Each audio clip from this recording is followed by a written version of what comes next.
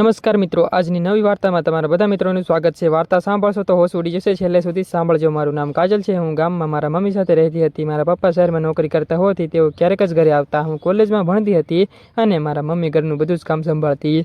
Mummy ખૂબ જ મોજીલા સ્વભાવના હતા। હું અને મમ્મી મા દીકરી કરતાં વધારે બહેનપણીઓ જેવા હતા। આખો દિવસ હસવું, મસ્તી કરવી અને એકબીજાની સાથે મજાક કરવી, આ જ અમારી દુનિયા હતી। એક દિવસ મારી પરીક્ષા શહેરમાં હતી। મેં મમ્મીને કહ્યું, મારે પરીક્ષા આપવા માટે શહેર જવું છે। મમ્મી હસીને બોલ્યા, જા બેટા, ભણવામાં ધ્યાન આપજે અને હા, શહેરમાં જઈને બહુ હોશિયાર ન બની જતી। મેં પણ હસીને કહ્યું, તમે ચિંતા ન કરો, હું તમારી દીકરી છું। બીજા દિવસે સવારે હું ગામના રેલવે સ્ટેશન પર પહોંચી। ટ્રેન આવી ગઈ। હું મારી સીટ પર બેસી ગઈ। ટ્રેન ધીમે ધીમે ગામ છોડીને શહેર તરફ આગળ વધવા લાગી।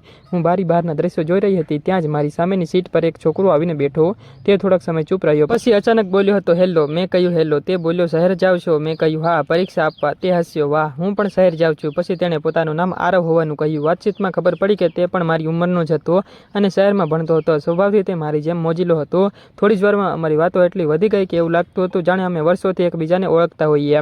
અચાનક ટ્રેન એક સ્ટેશન પર ઊભી રહી।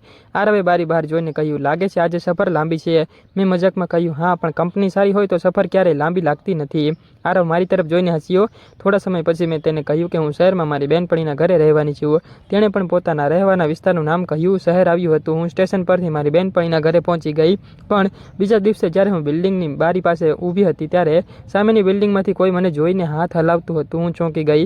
એ આરવ હતો। મેં બારી ખોલીને પૂછ્યું, તમે અહીં? આરવે હસીને કહ્યું, હા, મેં કહ્યું ને, હું પણ આ જ વિસ્તારમાં રહું છું। એ દિવસથી અમારી મુલાકાતો શરૂ થઈ ગઈ। ક્યારેક બિલ્ડિંગની બારીમાંથી હાથ હલાવતા, ક્યારેક રસ્તામાં અચાનક મળી જતા અને ક્યારેક ફોન પર કલાકો સુધી વાતો કરતા। ધીમે ધીમે મિત્રતા લાગણીમાં બદલાઈ ગઈ। પરંતુ એક વાત મને હંમેશા વિચિત્ર લાગતી હતી। આરવને તે પહેલી ટ્રેનની સફર વિશે કંઈક એવું ખબર હતી જે મેં તેને ક્યારેય કહ્યું ન હતું। એક દિવસ મેં તેને સીધું પૂછ્યું, આરવ, તમે મને પહેલી વાર ટ્રેનમાં જોયા ત્યારે મારી પાસે કેમ આવ્યા હતા? તે થોડોક સમય ચૂપ રહ્યો, પછી બોલ્યો, કાજલ, સાચું કહો તો એ વાત મેં તને ક્યારેય કહી નથી। મેં કહ્યું, આજે કહી દઉં। આરવ મોબાઈલ કાઢ્યો અને મને એક જૂનો ફોટો બતાવ્યો। ફોટો જોઈને મારા પગ નીચેથી જમીન સરકી ગઈ। એ ફોટામાં હું જ હતી, એ દિવસે, એ જ ટ્રેનમાં। મેં આશ્ચર્યથી પૂછ્યું, આ ફોટો તમારી પાસે ક્યાંથી આવ્યો? આરવે કહ્યું, કારણ કે હું એ દિવસ માત્ર મુસાફર ન હતો, હું તને મળવા માટે જ એ ડબ્બામાં આવ્યો હતો। હું ચોંકી ગઈ, તમે મને તો પહેલી વાર જોઈ હતી? આરવ ધીમેથી કહ્યું, ના કાજલ, મેં તને પહેલી વાર એ દિવસે જોઈ ન હતી। મને કંઈ સમજાયું નહીં। પછી તેણે આખી વાત જણાવી। થોડા દિવસ પહેલાં તે અમારા ગામમાં મેળામાં આવ્યો હતો। ત્યાં તેણે મને મમ્મી સાથે હસતા જોઈ હતી। તે સમયે તેને મારું નામ પણ ખબર ન હતી, પરંતુ મારી વાત કરવાની મજેદાર રીત તેને યાદ રહી ગઈ। જ્યારે તેને ખબર પડી કે શહેરમાં તેની પરીક્ષા છે અને હું પણ એ જ દિવસે શહેર જઈ રહી છું, ત્યારે તેણે પોતાના મિત્ર પાસેથી ઓળખાણ મેળવી હતી, પરંતુ તેણે મને કોઈ રીતે પરેશાન ન કરવી હતી। એટલે ટ્રેનમાં સીધું કહેવાને બદલે સામાન્ય રીતે વાત શરૂ કરી અને ત્યારે સમજાયું કે એ પહેલી મુલાકાત માત્ર સંયોગ ન હતી, એ એક એવી શરૂઆત હતી જે મારા આખા જીવનને બદલી નાખવાની હતી। 2 વર્ષ સુધી અમારી મિત્રતા અને પ્રેમ વધતો ગયો।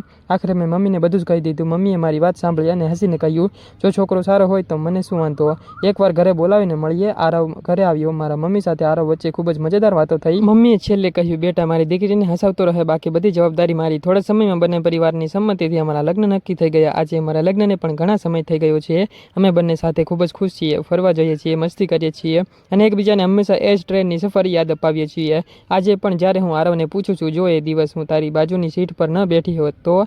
તે હસીને કહે, તો હું બીજી સીટ શોધી લેત। મારી વાર્તાની હિરોઈન તો એ દિવસે નક્કી જ થઈ ગઈ હતી અને હું હસીને કહું, મને પણ હજુ એ દિવસની વાતનો જવાબ નથી મળ્યો। આરવ પૂછે, કઈ વાત? હું કહું છું, ટ્રેનમાં તારી પાસે ફોટો પહેલેથી કેમ હતો? આરવ ફક્ત સ્મિત કરે છે। આજ સુધી તેણે રહસ્યનો જવાબ આપ્યો નથી। તો મિત્રો, તમને શું લાગે છે, આરવે કાજલનો ફોટો ટ્રેનમાં મળતા પહેલા ક્યાંથી લીધો હશે? કદાચ આ પ્રેમ કહાનીનું સૌથી મોટું રહસ્ય હજુ બાકી છે। લગ્ન પછી કાજલ અને આરવનું જીવન ખૂબ જ મસ્તીભર્યું બની ગયું હતું। બંને એકબીજાની સાથે એટલી મજાક કરતા હતા કે ઘરમાં ક્યારેય હાસ્યનું વાતાવરણ બની જતું હતું। એક દિવસ આરવે કાજલને કહ્યું, ચાલ આજે તને એવી જગ્યાએ લઈ જાવ જ્યાં આપણા પ્રેમની શરૂઆત યાદ આવી જાય। કાજલે તરત પૂછ્યું, ક્યાં? આરવે આંખ મારીને કહ્યું, જે જગ્યાએ તું મને પહેલી વાર હેલો કહ્યું હતું। કાજલ હસીને બોલી, એટલે ફરી ટ્રેનમાં બેસાડવાના છો? હા મેડમ, પણ આ વખતે ટિકિટ મારી। બંને હસતા હસતા રેલવે સ્ટેશન પહોંચી ગયા। ટ્રેન આવી અને એક જ બારી પાસે બેસી ગયા। કાજલ જૂની યાદોમાં ખોવાઈ ગઈ।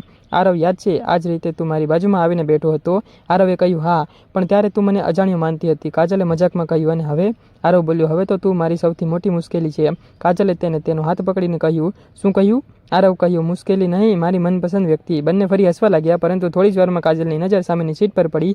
ત્યાં એક વૃદ્ધ માણસ બેઠો હતો। તે વારંવાર કાજલ અને આરવને જોઈ રહ્યો હતો। કાજલને થોડું અજીબ લાગ્યું। તેણે આરવને ધીમેથી કહ્યું, પેલો માણસ આપણને વારંવાર કેમ જોઈ રહ્યો છે? આરવે કહ્યું, ખબર નહીં, કદાચ આપણે વધારે મસ્તી કરીએ છીએ એટલે।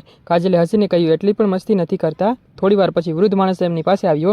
તેણે સીધું પૂછ્યું, તમારું નામ કાજલ છે? કાજલ ચોંકી ગઈ. હા, પણ તમને મારું નામ કેવી રીતે ખબર? વૃદ્ધ માણસે ખીચામાંથી એક જૂનું કાગળ કાઢ્યો. કાજલનો ચહેરો સફેદ થઈ ગયો. કાગળ પર તેમનું નામ લખેલું હતું. આરવે પણ કાગળમાં હાથમાં લીધો. વૃદ્ધ માણસ બોલ્યો, આ કાગળ મને 2 વર્ષ પહેલાં આ જ ટ્રેનમાં મળ્યો હતો. કાજલે આશ્ચર્યથી પૂછ્યું, પણ તેમાં મારું નામ કેમ? વૃદ્ધ માણસે કહ્યું, એ જ વાતનું રહસ્ય તમને આજે ખબર પડશે. આરવે તરત પૂછ્યું, તમને શું ખબર છે? વૃદ્ધ માણસે આરવ તરફ જોયું. બેટા, તું કાજલને જે વાત અત્યાર સુધી કહી છે એ આખી વાત સાચી નથી. કાજલ તરત જ આરવ તરફ જોવા લાગી. આરવ, શું તમે મને કંઈ છુપાવ્યું છે? આરવ ચૂપ રહ્યો. કાજલે ફરી પૂછ્યું, બોલો. આરવે ઊંડો શ્વાસ લીધો. કાજલ, મેં તને એક વાત ખરેખર નથી કહી. ટ્રેનની ઝડપ વધતી હતી અને કાજલનું હૃદય પણ ઝડપથી ધબકતું હતું. આરવે કહ્યું, એ દિવસે હું તને મળવા માટે જ એ ડબ્બામાં આવ્યો હતો, પરંતુ તારો ફોટો મને ક્યાંથી મળ્યો હતો એ વાત મેં તને ક્યારેય કહી નથી. કાજલ બોલી, તો હવે કહો. આરવે કહ્યું, તારો ફોટો મને એક મિત્રે આપ્યો હતો. કયો મિત્રો? આરવે જવાબ આપ્યો, જે મિત્રને તું પણ ઓળખે છે. કાજલ વિચારમાં પડી ગઈ. મને? આરવે હા પાડી. ત્યારે વૃદ્ધ માણસ બોલ્યો, આ ફોટો એના મિત્રએ આપ્યો ન હતો. બંને એકસાથે તેની તરફ જોયું. તો પછી કોણે આપ્યો? વૃદ્ધ માણસ આગળ પાછળથી એક નાનું એવું સરનામું કાઢ્યું હતું. કાજલે સરનામું ઓળખ્યું. એ તો તેના ગામના રેલવે સ્ટેશનના નજીક જૂની ચાની દુકાનનું હતું. કાજલ બોલ્યા, આનો આ બધા સાથે શું સંબંધ? વૃદ્ધ માણસ હસ્યો. સંબંધ બધો જૂનો છે. એટલામાં ટ્રેન એક સ્ટેશન પર ઊભી રહી. વૃદ્ધ માણસ ઊભો થયો અને કહ્યું, તમારે સત્ય જાણવું હોય તો આવતીકાલે સાંજે આ જ ચાની દુકાન પર આવજો. એટલું કહીને તે ટ્રેન પરથી ઉતરી ગયો. કાજલ અને આરવ એકબીજાની સામે જોવા લાગ્યા. કાજલે કહ્યું, આરવ, હવે તો મને પણ રહસ્ય જાણવું છે. આરવ બોલ્યો, મને પણ. બીજા દિવસે ગામની ચાની દુકાને પહોંચ્યા. ત્યાં વૃદ્ધ માણસ પહેલેથી જ બેઠો હતો. તેની પાસે એક જૂનું આલ્બમ હતું. તેણે આલ્બમ ખોલ્યું. પહેલા પાના પર કાજલનો ફોટો હતો. કાજલ ફરી ચોંકી ગઈ. આ ફોટો મેં ક્યારે પાડ્યો જ નથી. વૃદ્ધ માણસ બોલ્યો, બસ હવે આખું રહસ્ય સાંભળો. તેણે કહ્યું, 2 વર્ષ પહેલાં ગામના મેળામાં કાજલ અને તેની મમ્મી આવ્યા હતા. ત્યારે એક ફોટોગ્રાફરે મસ્તી દરમિયાન ઘણા જ ફોટા લીધા હતા. એમાંથી એક ફોટો આરવના મિત્ર સુધી પહોંચ્યો હતો, પરંતુ સૌથી મોટું રહસ્ય હતું બાકી હતું. વૃદ્ધ માણસે કહ્યું, આરવ તને પહેલી વાર ટ્રેનમાં મળ્યો હતો. એ સંયોગ ન હતો, પરંતુ એ પણ સાચું છે કે તેને કોઈ ખોટા ઈરાદાથી મળ્યો ન હતો. તેની તારી સાથે વાત કરવી હતી, પરંતુ તે સીધું કંઈ કહેવાની હિંમત કરતો ન હતો. કાજલ આરવ તરફ જોઈને હસવા લાગ્યો. એટલે સાહેબ આખી તૈયારી કરીને આવ્યા હતા? આરવે હસીને કહ્યું, પણ તું બોલી એટલે મારી બધી જ તૈયારી બગડી ગઈ. કાજલ બોલી, સારું થયું, નહીં તો આજે આટલી મસ્તી ક્યાંથી થાત? બંને હસવા લાગ્યા, પરંતુ જતાં પહેલાં વૃદ્ધ માણસે છેલ્લી વાત કહી, કાજલ, આ વાર્તાનું સૌથી મોટું રહસ્ય હજુ પણ બાકી છે. કાજલ અટકી ગઈ. હજુ શું બાકી છે? વૃદ્ધ માણસે આલ્બમનું છેલ્લું પાનું ખોલ્યું. ત્યાં એક મોટો ફોટો હતો.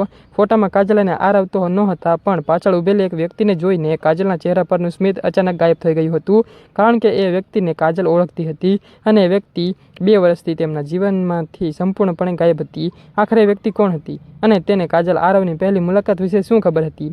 કાજલ નજર ફોટા પર અટકી ગઈ હતી. ફોટામાં પાછળ ઊભેલી વ્યક્તિને જોઈને એકદમ શાંત થઈ ગઈ હતી. આરવે પૂછ્યું, કાજલ, તું એને ઓળખે છે? કાજલે ધીમેથી કહ્યું, હા, મારા ગામના સ્ટેશન પર ચા વેચતા કાકા છે. વૃદ્ધ માણસે માથું હલાવ્યું. બિલકુલ, પરંતુ આ ફોટો 2 વર્ષ જૂનો છે અને એ દિવસે આ કાકા કંઈક એવું જોઈ ગયા હતા જે તમને બંનેને ખબર જ ન હતી. કાજલે ઉતાવળથી પૂછ્યું, શું જોયું હતું? વૃદ્ધ માણસ બોલ્યા, એ દિવસે આરવ ટ્રેનમાં તારી બાજુમાં આવ્યો. એ પહેલાં કોઈ બીજો માણસ પણ તારા ડબ્બા પાસે આવ્યો હતો. તેણે તારા હાથમાંથી પડેલો એક કાગળ ઉઠાવ્યો હતો. કાજલ આશ્ચર્યથી બોલી, મારો કાગળ?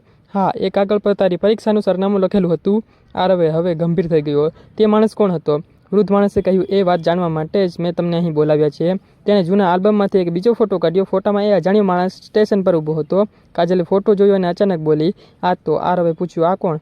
કાજલે કહ્યું, આ માણસને મેં પરીક્ષાના દિવસે શહેરમાં જોયો હતો. હવે બંનેને સમજાયું કે પહેલી ટ્રેનની સફર માત્ર પ્રેમની શરૂઆત ન હતી, તેની પાછળ કોઈ અજાણી ઘટના પણ જોડાયેલી હતી. એટલામાં વૃદ્ધ માણસ હસ્યો અને બોલ્યો, ડરો નહીં, એ માણસ કોઈ ખરાબ વ્યક્તિ ન હતો. તે તો તમારા માટે એક સંદેશ લઈને આવ્યો હતો. કયો સંદેશ? બંને એક સાથે પૂછ્યું. વૃદ્ધ માણસે ખીચામાંથી નાનું લિફાફું કાઢ્યું.